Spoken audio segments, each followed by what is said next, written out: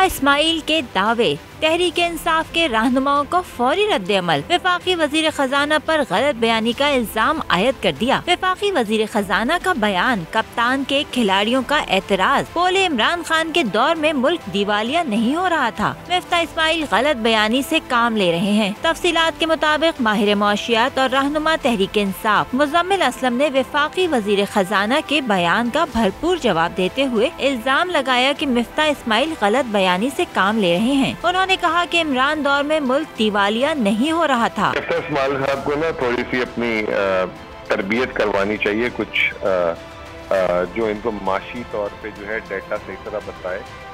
इनकी ना माशी तरबियत अच्छी नहीं है, ये सिर्फ उठा के ले आए इनको और इनको कुछ पता नहीं है बोलते क्या रहते हैं। 38% महंगाई हो गई है, जो हम जो है 15% पे छोड़ के गए।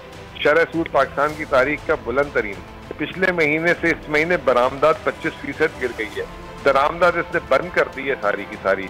कोई लोगों को एलसीज नहीं, डॉलर नहीं मिल रहे। डॉलर 55 रुपए इसकी नाक के नीचे जो है 3 महीने में गिरा, जो पाकिस्तान की तारीख का बदतरीन डॉलर का रेट आया।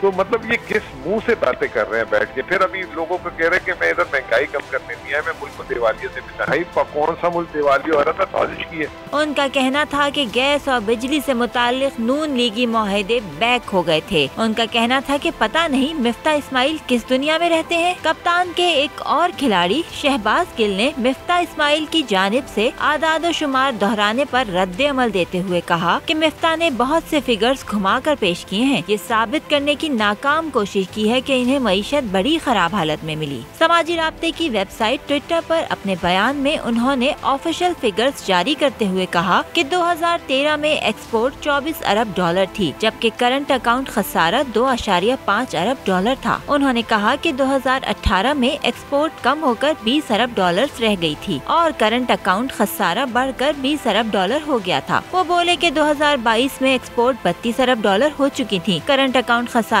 13 अरब डॉलर था।